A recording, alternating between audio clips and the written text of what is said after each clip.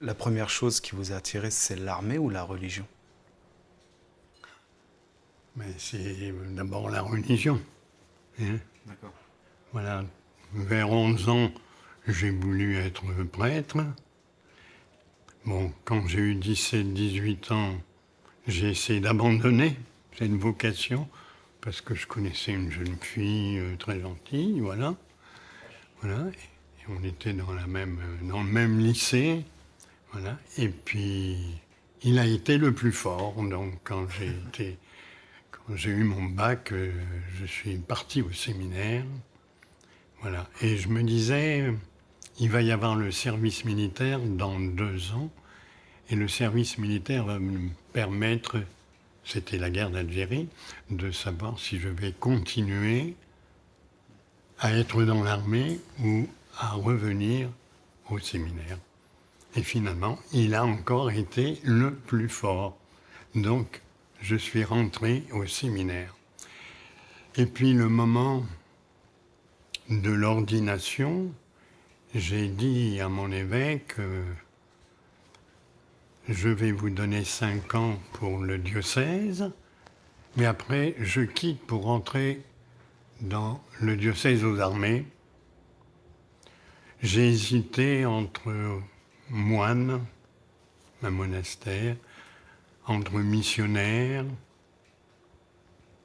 entre prêtre diocésain, et puis finalement, j'ai opté pour l'armée parce que mon père était officier, parce que j'ai des frères officiers. Mon frère aîné a été tué en Algérie, voilà.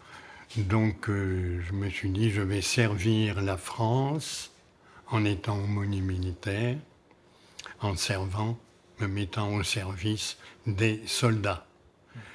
Voilà, de ceux qui ont une arme, mais aussi une âme. Donc je vais être auprès d'eux, les servir le mieux possible. On fait notre travail au service de nos légionnaires. On essaie de faire en sorte qu'ils soient heureux dans ce métier qu'ils ont choisi, de venir servir la France en quittant leur pays, quittant leur famille. Ils font d'énormes efforts. Eh bien, l'aumônier, il est là pour vivre avec eux cette vie d'étrangers venus servir la France, et puis à faire en sorte qu'ils soient heureux dans ce métier. Et puis, s'ils aiment la France, eh bien, qu'ils restent en France, qu'ils construisent une famille, qu'ils construisent la paix dans leur famille, et ils arrivent avec des richesses, eh bien, profitons aussi des richesses de tous ces jeunes qui nous arrivent de presque 150 pays différents. Ils nous apportent leur valeur à nous aussi, hein. Nous avons la chance, comme padre à l'armée, auprès des légionnaires, d'être au milieu de nos soldats. Quand un aumônier est parachutiste, eh bien, il faut qu'il saute en parachute. S'il est chasseur alpin, il faut qu'il soit à l'aise sur les skis. Le dimanche, moi, après la messe, j'allais courir. Et je rencontrais toujours des légionnaires qui couraient aussi, parce ils se mettent toujours en forme physique pour tenir le coup, parce que c'est important. On fait partie d'un groupe et le groupe a besoin de toi. Toi, tu fais partie d'une unité et l'unité a besoin de toi. Mais le sac à dos est toujours prêt. Est prêt à partir dans les 6 heures. Et dans le sac à dos, tu as toujours ton livre de prière, et tu as toujours ton petit nécessaire pour célébrer la messe, sans oublier les hosties, et le vin de messe. Parce que le vin de messe, tu ne le trouveras pas forcément en Afrique, hein, dans le désert. Donc, tu dois avoir ton petit hôtel. Voilà. Tu es là avec eux, tu participes à toutes leurs activités. Quand on fait ces fêtes spécifiques à la Légion étrangère, la Saint-Michel, la fête des parachutistes, Cameroun, la fête des combats de Cameroun. Mais toujours, c'est des grands moments de joie, de cohésion. On se sent vraiment en famille, très proche. C'est très, très fort. Plus fort que souvent que les frères de sang, qu'on aime beaucoup, la famille. Mais chez les légionnaires, c'est vraiment un attachement tout à fait particulier. Une fois, je me trouvais avec des soldats, on venait de sauter en parachute et on s'est retrouvés dans la neige. Et On a été pris dans une tempête et la section a été coupée et plus moyen de se retrouver. C'était la tempête, tempête, tempête. Et moi, j'ai pris les 15 derniers qui avaient des difficultés pour suivre. Il y avait qu'un caporal qui était là, et moi. Et moi, j'ai pris mes 15 clampins qui n'arrivaient pas à suivre. Et puis, heureusement, je connaissais un coin, un vieux refuge. J'ai fait revenir en arrière mes 15 légionnaires et m'en suis occupé.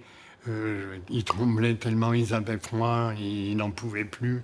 Et je leur ai fait de la soupe. Je les ai réconfortés et j'ai vu les sourires qui arrivaient. Et pour moi, c'était une joie toute simple et une grande joie quand même de me dire je sers quand même à quelque chose. Grande joie, et si j'en parle, c'est que ça me reste encore... voilà. Et puis le lendemain matin, le soleil était revenu, j'ai retrouvé la piste du reste de la section. Et voilà, et on s'est retrouvés et tout s'est bien passé. Voilà. La Légion aujourd'hui rassemble pratiquement 150 nationalités différentes, alors que on n'arrive pas à s'entendre entre voisins. On a peur de l'inconnu, peur d'un étranger. J'ai fait 5 ans à Castelnaudary, là, le régiment d'instruction. Et je les ai vus pendant 5 ans, toutes les semaines. Il y avait une section qui arrivait d'Aubagne, des jeunes qui venaient pour se faire instruire. Et j'ai toujours été admiratif qu'on arrivait en 4 mois à faire en sorte que sur le terrain, ils arrivaient à partager un bout de pain, une ration, des petites choses toutes simples, que l'un prenait le sac de l'autre quand il avait quelques difficultés.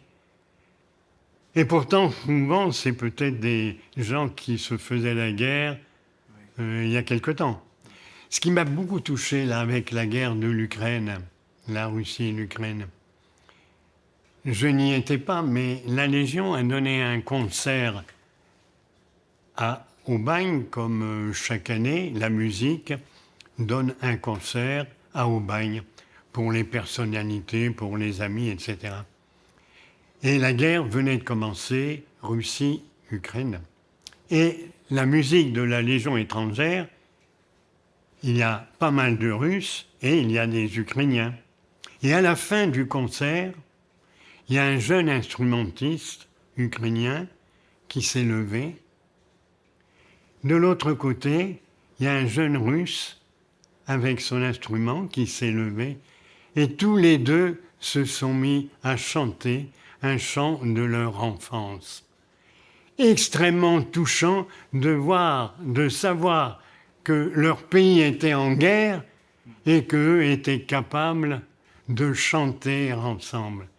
Extraordinaire, cette Légion, de pouvoir réunir des peuples qui ne sont pas forcément faits pour s'entendre et qui arrivent à vivre ensemble. Et à Castelnaudary, j'étais toujours émerveillé de voir ces gens de toutes les nations qui ne se parlaient pas français, mais qui arrivent à manger côte à côte, à dormir côte à côte, à se donner un coup de main côte à côte. Pourquoi la Légion étrangère arrive aujourd'hui à faire vivre 146, 150 nations différentes, des Mongols, des Népalais, des Chinois, des Russes, des Ukrainiens. C'est extraordinaire, extraordinaire. Mon père, si vous deviez me raconter des moments difficiles de votre sacerdoce, lesquels seraient-ils? Mais il y en a plusieurs, hein. Pas forcément toujours avec la Légion étrangère, mais avec la Légion, ce qu'on a vécu lors du saut des légionnaires à Colvézi, c'est quand même un moment très très fort. Mais quand on arrive au sol, quand j'ai atterri en parachute à Colvézi, je suis tombé sur le cadavre d'un Africain. Et je savais que les combats seraient très difficiles.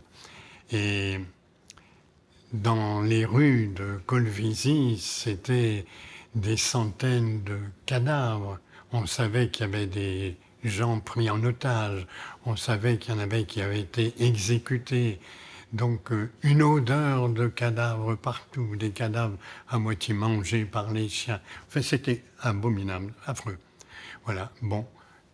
Et puis, il y a quand même eu 5 de nos légionnaires qui ont été tués là-bas, hein, qui sont morts pour la France, pour arrêter tous ces massacres qui se passaient là-bas, à 5000 km de la France. Mais ça a été quand même une belle réussite pour la Légion étrangère, parce que on a réussi à redonner à la ville tous ses espoirs économiques et puis arrêter ces massacres, refouler l'ennemi, le renvoyer en Angola d'où il venait. C'était une belle action humanitaire grâce à ces 700 légionnaires qui ont sauté sur Colonie, avec lesquels j'étais, parce que pour eux, comme ils me voyaient souvent dans l'avion, quand ils ont été brevetés, jeunes légionnaires, j'étais déjà avec eux. Donc pour eux, l'aumônier est là, ça fait partie de la norme, voilà. Voilà. Donc j'ai sauté sans armes, parce que je fais confiance et à mes légionnaires, et surtout au bon Dieu. Il veille sur moi s'il a besoin de moi. L'aumônier est le seul à parler quand il enterrait ces jeunes. C'est le seul qui donne des paroles d'espérance. Ils ne sont pas morts pour rien, ils sont morts pour la paix, ils sont morts pour apprendre au peuple à vivre ensemble. Tout est possible, mais faisons des efforts. Hein. Mettons un peu plus de commandement de l'amour que le Christ est venu nous donner depuis 2000 ans, mais qu'on le respecte, qu'on vive avec. Hein. Voilà. Eh ben, l'aumônier, c'est quand même celui qui a la dernière parole et qui dit à ceux qui restent, mais on continue, la mission n'est pas terminée, on va de l'avant parce que la mission nous attend, nous sommes envoyés pour accomplir telle mission de paix au service de tel peuple pour l'honneur de la France, qui est toujours prête à envoyer ses meilleurs soldats un peu partout dans le monde pour que justement on puisse construire des pays qui vivent en paix. Voilà.